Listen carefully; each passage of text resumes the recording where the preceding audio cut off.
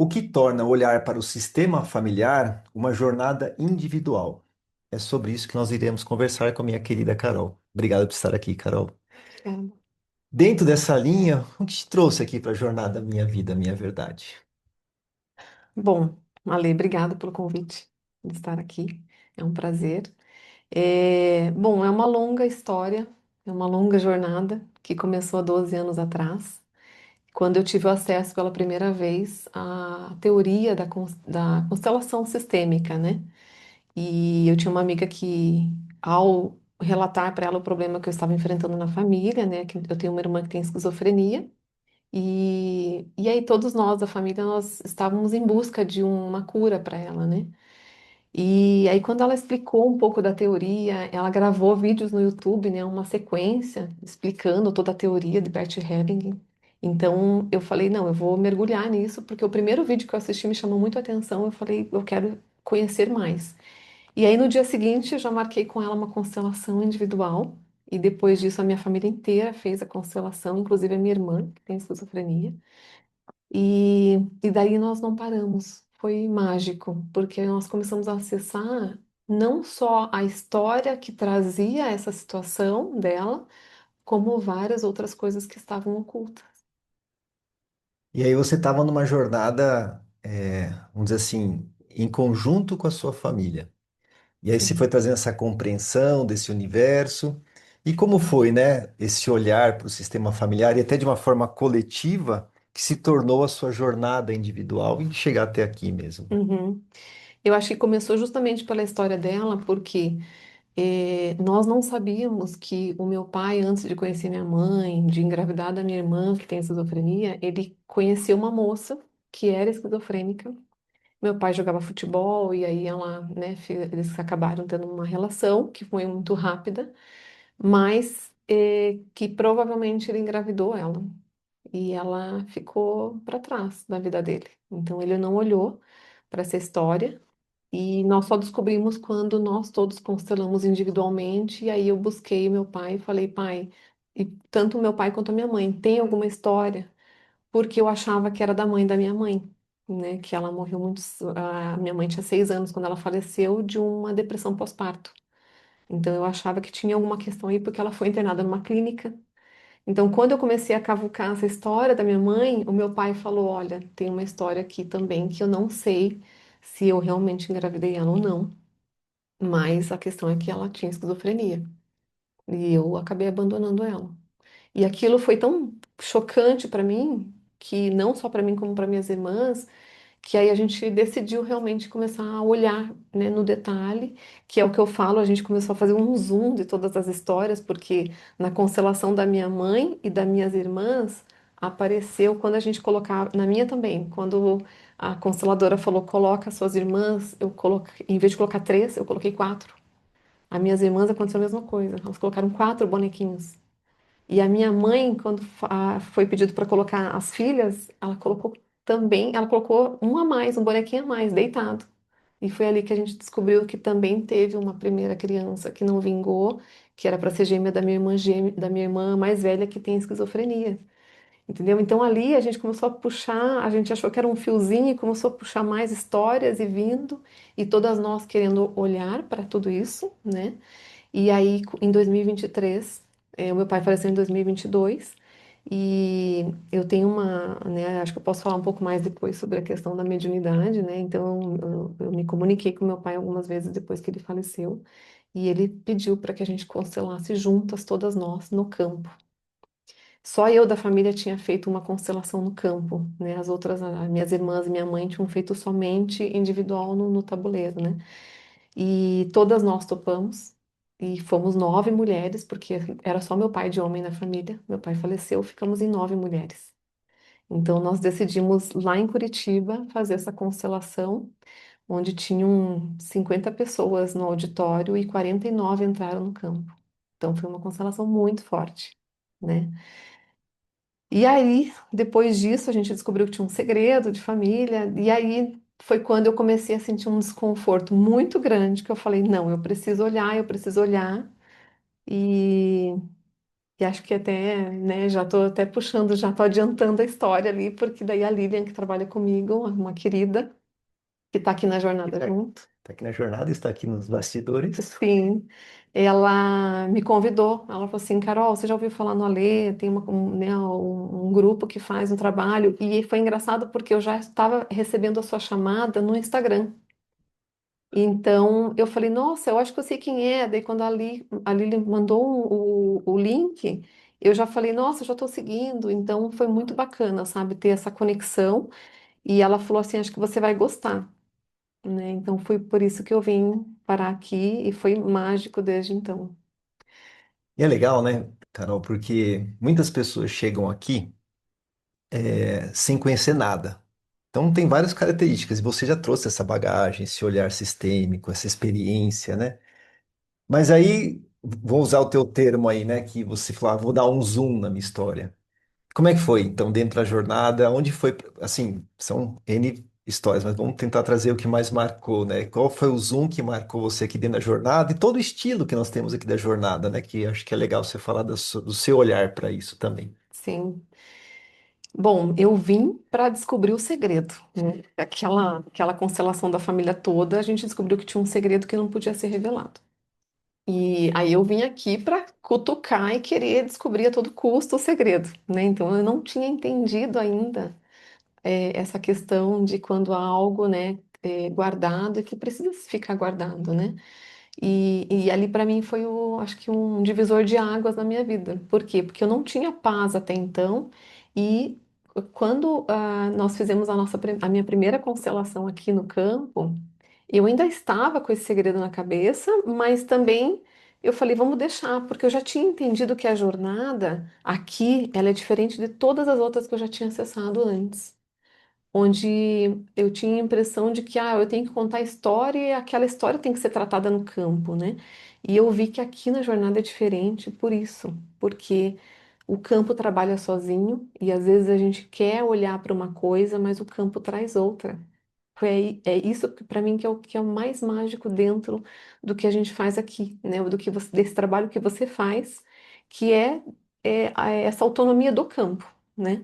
Então, nós constelamos aqui a minha história, que foi uma questão do abuso, né? Eu não lembro de verdade, ali, se foi realmente isso que eu quis trazer para o campo, mas eu lembro que nós colocamos aqui a minha família, né? A minha mãe, minhas irmãs, e não imaginava que fosse ser tão forte, por quê? Porque meu pai, né, estava muito forte no campo, e ali veio uma mágoa muito grande. Eu acho que a gente não tinha colocado o tema do abuso para olhar, né? Não foi isso. Era outra coisa, era o segredo. E ali foi quando veio uma dor muito forte no campo com relação a um abuso que eu tive na infância, né? Que foi um primo mais velho, eu tinha só 4 anos, né? E só que ele era o sobrinho predileto do meu pai. E o meu pai sempre gostou muito desse primo. Então eu não sabia que eu tinha uma mágoa muito grande do meu pai por conta disso, né? Então por isso que até a minha primeira constelação foi bem forte, foi longa, porque essa dor ela veio à tona, né? E tinha que ser olhada, Sim. né? E foi importantíssimo para mim, entendeu? E foi o mais interessante é que no final, quando acabou, alguém que estava no campo falou do segredo, né? E a gente nem tinha, eu tinha esquecido totalmente. E para mim aquele, quando a pessoa falou do segredo, já não era mais importante. Eu já não queria mais olhar para aquilo. E aí que eu falo que a gente vai fazendo zoom e vai olhando para coisas que a gente não sabe, que está no nosso, ou está no subconsciente, ou está na história da ancestralidade, que vai vindo, mas vem na hora que tem que vir, né? Você sabe que é muito legal você falar isso, porque quando as pessoas vão conversando aqui comigo, vem algumas imagens. Eu acho que esse conceito, até para quem está nos assistindo, olhar todo esse olhar sistêmico com muito respeito, né? Assim como você olhou para essa sua dor. Porque o abuso é um tema muito polêmico dentro da constelação. E o teu movimento foi, eu entendi o que aconteceu. Eu compreendi como isso veio para minha história. Agora, esse abusador, se fosse hoje, isso não muda nada a vida real, né? Se ele tivesse que ter sido processado, incriminado e preso, é isso. O fato não se muda. Agora, o que é importante dentro de uma constelação, e a gente estava até falando essa semana aqui sobre essa questão de entender uma dinâmica, não é. A gente não vai mudar esse fato, você não mudou. Mas trazer a compreensão um pouco, uma luz para esse olhar, né? Com esse olhar para essa pessoa, entendendo essa dinâmica, muda algo dentro de nós. Acho que isso que é o ponto mais importante, né? É, é verdade.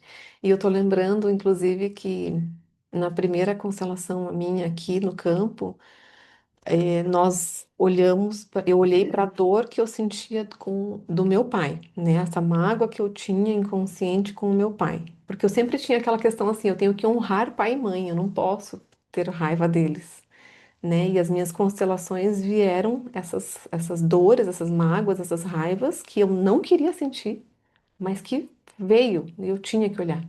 Que foi muito importante para mim, até na minha relação com a minha mãe hoje, que melhorou muito também, né? Mas na segunda constelação que a gente fez aqui, eu vim para tratar um vazamento que eu tinha no meu apartamento. Não sei se você lembra. Ó, eu até vou fazer uma pausa, porque é bem legal. Isso já vai ser um pouco até da segunda pergunta, né?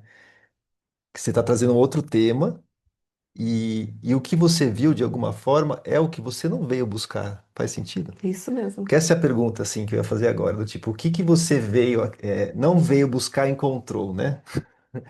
Aí você pode contar essa história que eu acho legal, assim, tem muito. Sim, pois é. É, eu comecei até, vou falar do vazamento primeiro, né? Porque assim, eu tinha um problema com o vizinho do andar de cima, e um problema sério com barulho, né? E ele começou a me incomodar muito. Eu comecei a despertar uma energia ali que eu não queria, de raiva, né? E em alguns movimentos que eu fiz ali, acabou que um dia antes de eu viajar para o Natal, lá em Santa Catarina, os dois banheiros do meu apartamento começaram a vazar da água do chuveiro deles, começou a cair dentro do meu box. A ponto de eu ter que rasgar o gesso e deixar a água toda do banheiro deles cair dentro do meu box, né? Então, aquilo durou quase 6 meses até eu constelar. Eu tive que acionar advogado, ir para a justiça, tive problemas sérios com o vizinho, né? E eu sabia que era a figura masculina. Como eu tenho bastante conhecimento da teoria da constelação, eu sabia que tinha algo com o masculino. Quando eu conversei com a minha mãe e com a minha irmã gêmea, e as duas estavam passando pela mesma coisa, onde o vizinho de cima, que é um advogado, estava tendo vazamento, estava tendo brigas por conta de barulho, a minha mãe morando em Curitiba, a minha irmã gêmea morando em Florianópolis, e as duas também tendo o mesmo problema, aí eu falei, meninas, vamos olhar? Vamos olhar de novo para isso.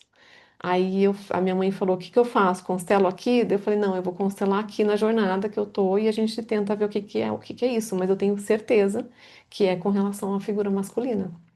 Até porque não é à toa que eu tenho uma família só de 9 mulheres, não tem homem na família, né? Todas as nossas, eu e minhas irmãs já passamos por 3 casamentos, né? Estamos solteiras. Aliás, a minha irmã mais nova tá casada, né? E a minha irmã que tem esquizofrenia nunca casou, né? Então eu falei, vamos olhar.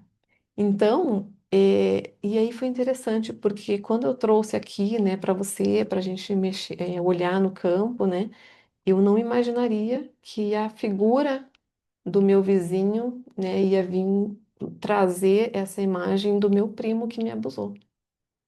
Ali foi muito forte, né? É até difícil falar, né, porque não tem como não se emocionar, porque assim, é,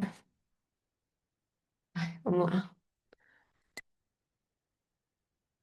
E, e aí eu lembro até que você falou, não, calma, porque eu queria matar ele dentro do campo, né? E eu via, eu olhei, até achei interessante isso, Ale. Eu nunca mais vi essa pessoa que entrou no meu campo naquele dia, né? E ele parecia muito o meu vizinho, né? Então, quando ele entrou no campo, eu vi, eu tinha certeza que ele estava representando esse vizinho, né? Mas, em algum movimento que nós fizemos aqui no campo, veio aquela dor do abuso. E quando eu olhei de novo para essa pessoa aqui, para esse rapaz que estava aqui, aí eu já vi o meu primo. Entendeu? Então, ou seja, ele estava representando duas pessoas ali. E aí foi quando eu entendi que o meu vizinho só estava representando essa figura masculina do abuso, né? Isso é bacana porque Primeiro, gratidão aí pela confiança de, né, se emocionar faz parte. E isso é bom porque a gente demonstra que tudo que a gente está aqui é muito genuíno, né? Não é Sim. algo fake, como muitos usam esse termo hoje. Mas é por isso que é uma jornada, né?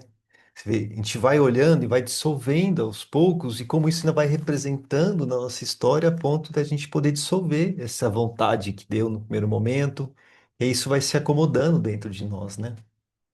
Mas depois o processo fluiu lá, né? Fluiu. Uma semana depois saiu a liminar para fechar, para fazer para arrumar os vazamentos pelo apartamento dele, porque ele não deixava entrar no apartamento dele. E foi muito rápido o movimento, eu até me assustei, assim, eu falei, gente, a gente não se assusta, porque a gente já sabe como funciona, mas mesmo assim a gente ainda se surpreende, né? É, eu acho. Então, Acho que essa é a palavra, eu sempre é, falo isso, né? Assim, eu não canso de me surpreender, né? São mais de 1000 constelações e esse ano a gente começou a jornada e situações muito bonitas de ver, né? Mas também isso, Carol, tem muito a ver com quem nós somos, né? E por isso que eu também falo aqui muito na jornada, né? De todos os pilares que a gente trabalha aqui, que é a meditação, os comandos, o próprio campo. O quanto mais nós nos olhamos, nos cuidamos, nos aprofundamos num olhar para dentro, mais profundo fica a constelação, né? É o que você falou, nosso campo aqui é independente. De fato, eu acho que é uma característica que eu gosto de deixar que as coisas fluam. Então, nessa linha, quem é a Carol, né? Para que as pessoas conheçam, até para a gente ter uma noção, né? Por que que a gente vai tão fundo assim? E fala um pouquinho do que é a Carol, pessoa, profissional. bom, eu é difícil a gente falar da gente mesmo, né? Mas vou falar como eu hoje primeiro, né? Então, sou Carol Ribeiro Macedo.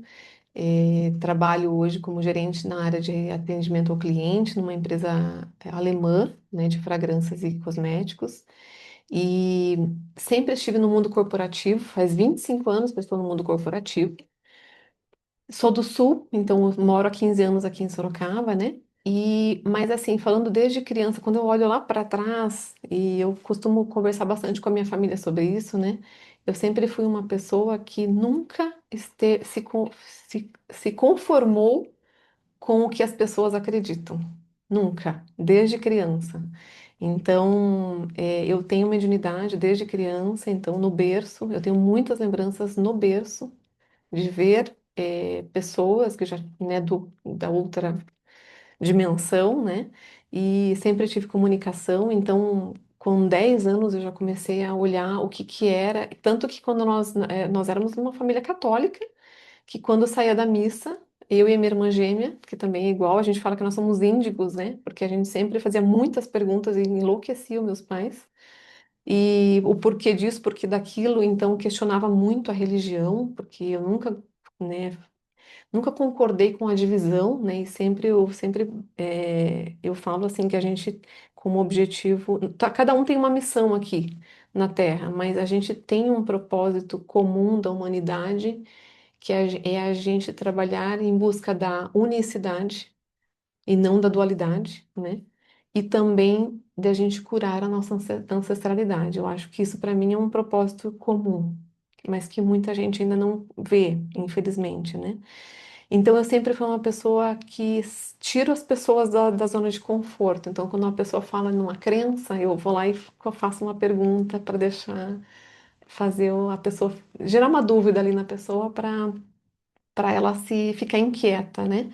Então, eu estou há 8 anos na empresa, então quando eu entrei lá, eu sempre coloquei, eu tenho um grupo grande, né, da minha equipe, então eu coloco algumas perguntas ali, e o pessoal falava, ah, a Carol é dos espíritos, é dos extraterrestres, né? Então eles faziam piadinhas, né? E eu falava assim, não tem problema, eu nunca me incomodei com uma piada ou com um julgamento, nunca me incomodei porque eu falo assim, a sementinha tá ali, em algum momento ela vai, né, vai crescer e vai semear e vai trazer um pouco da verdade para as pessoas. Na verdade, vai trazer a curiosidade das pessoas a buscarem a verdade, né? Então, eu sou essa pessoa que nunca parei de estudar, nunca parei de buscar o autoconhecimento. Então, eu não tenho medo de mergulhar no autoconhecimento e eu acho que aí tá o X da questão. Por quê? Porque todo mundo tem medo. Na hora que ela começa a ver um pouquinho dela, ela recua. E por quê? Porque a gente fica descabelado, a gente se vira do avesso, né? E dói muito. Mas além de eu ter feito isso, hoje eu quero buscar cada vez mais ajudar as pessoas a se encorajarem a buscarem o autoconhecimento. É isso. Essa é a Carol. Essa é a Carol. Você foi falando aqui, e eu acho que até para a gente poder ir caminhando para o final com essa tua fala, porque aqui na jornada a gente tem três pilares, né? A gente usa muito a meditação, essa parte mental que você falou de crenças, né, com comandos, o próprio campo. E você traz toda uma bagagem de conhecimento, né? Da sua vida, de toda essa tua história, assim, que isso é muito bonito. Que, aliás, nós daremos outros passos aí agora nesse conhecimento juntos. E minha colocação é assim, o quanto dessa tua sua própria fala, né? Dessa tua postura frente à sua equipe, né? Então, utilizando todo esse conhecimento e um pouco do que também você pratica aqui, o que você diria mesmo assim para as pessoas, nessa sua postura, como uma dica, ou como um convite, né, para elas refletirem, porque você tem uma postura diferenciada no campo da vida, né, com isso tudo. Porque nas empresas a gente quer ali fazer o básico, né? Eu sou chefe, eu vou ser líder, eu vou dar um feedback e a vida continua. E você não é assim, você traz a sua Carol ali, né? Que é isso eu falo muito aqui, ó, gente, a postura que nós temos no campo, nós temos que levar para a vida. Então, nessa linha, não sei se eu me fiz entender, como é que, Sim, sim. qual o convite que você faz para as pessoas com essa sua postura para que, se fizer sentido para eles, né, que estão nos assistindo, a gente possa dizer e É. deixar essa mensagem final para as pessoas. Bom, eu acho que o mais importante é a gente encontrar a nossa essência, né? A gente encontra a nossa essência no nosso estado de presença. Então, a gente tem que aprender primeiro a estar nesse estado de presença como, né? Através de meditações, através de exercícios dos comandos. Então, cada um tem uma rotina. Eu tenho a minha rotina, e eu acho que ali foi uma mudança muito grande na minha vida, foi quando eu defini qual seria a minha rotina diária, as minhas práticas, para que eu me mantivesse num estado de presença diante de tantos desafios que a gente tem no dia a dia, no mundo como está hoje, né? Então, eu acho que o meu convite, que é o que eu sempre falo para as pessoas, é encontre as práticas e o equilíbrio em você para que você tenha essa força de você buscar o que você quer, né? Então, tem gente que nem sabe qual é o seu propósito de vida, qual é a sua missão, para onde ir. As pessoas não sabem, mas para elas descobrirem, elas primeiro elas têm que encontrar a essência delas, né? Então, hoje eu tenho olhado muito para essa questão de o que eu queria ser dos meus 15 aos 22, 23 anos, os meus sonhos lá, o que eu queria muito, lá era a minha essência, né? Que é o trabalho dos setênios que você faz, né? Então, ali, quando eu fiz aquele exercício dos setênios, eu pensei muito e até hoje eu estou refletindo, porque eu tenho muitos sonhos, eu tinha muitos sonhos que ficaram para trás, né? E ali era eu em essência. Não tinha toda a bagagem que a gente tem de vida que a gente carrega hoje, e a gente carrega um pouco do peso da responsabilidade, né? Então, busca o que você sonhava lá atrás, o que que você gostava de fazer, e vai fazendo, porque ali vai te ajudando a encontrar a sua essência. E quando você está em essência, você consegue realmente realizar o seu propósito. Então, que lindo isso, né? E aí, eu vou te pedir mais uma ajuda, assim, porque isso faz muito sentido para mim. Dentro dessa essência, como não ter, como você mesmo falou, as pessoas ficavam ali tirando um pouco de sarro de mim, sei lá, ou brincando, né, de ET. Como ter essa postura frente do que nós somos num ambiente corporativo, como eu sou, né, tão desafiador? Tem um outro convite ou uma dica que você fala assim, isso é importante e é dessa forma que eu consigo manter esse olhar ou essa postura. Sim. Tem uma dica que eu gosto, assim, que eu levo para mim, eu converso muito com a minha filha até. A gente não pode, nós temos que ser neutros em tudo que acontece nessa realidade aqui da terceira dimensão. Se você dá a tua opinião sobre alguma coisa, se você se incomoda com alguma coisa, você já faz parte daquilo. Então, que eu falo, o que eu tenho para falar para vocês é assim, seja espectador, não, né, seja neutro, porque a partir do momento que você participa daquilo, você já está, você já tá assim condenado a ou é ter que escolher um lado, ou esse lado ou esse lado. Quando você é neutro em tudo que você está vendo, você não está escolhendo um lado, você está sendo um espectador. Eu falo que eu sempre tenho uma visão de cima. E quando eu falo com as pessoas, é engraçado porque na empresa isso aparece muito porque eu escuto muito, né, da minha equipe, né? Nossa, Carol, é sempre uma visão de cima. Eu sempre me sinto águia, né? Eu tô tendo uma visão de cima do todo. Quando alguém traz um problema para mim, eu nunca consigo olhar e opinar sobre o problema porque eu sei que tem o outro lado. A pessoa está dando a visão dela, mas tem a outra visão também. Então, como que eu vou, né, ter essa parcialidade? Não tem como, né? Então, eu preciso ser neutra. Então, eu sempre falo assim, qual é a sua visão de águia primeiro da história, né? Então, eu faço muito quando eu estou conversando com as pessoas, eu sempre faço aqui, né? Você está aqui, essa pessoa está aqui, mas você consegue enxergar que ela também teve um motivo dela para fazer isso, né? Então, é isso que eu gostaria de trazer. Muito bom, Carol. Muito legal. Dá para conversar muitas coisas, né? Dá para fazer outros podcasts. Muitas horas. Quero agradecer demais essa tua espontaneidade, trazendo sua experiência, contribuindo aí com quem está nos assistindo. Muito obrigado por isso, viu? Obrigada a você, foi uma honra. Gente, uma história, um aprendizado e um despertar. É esse o objetivo esse bate-papo que eu tenho aqui nesse canal. Então, espero que isso faça você refletir. Cada um traz a sua história. Tem outras histórias aqui no meu canal.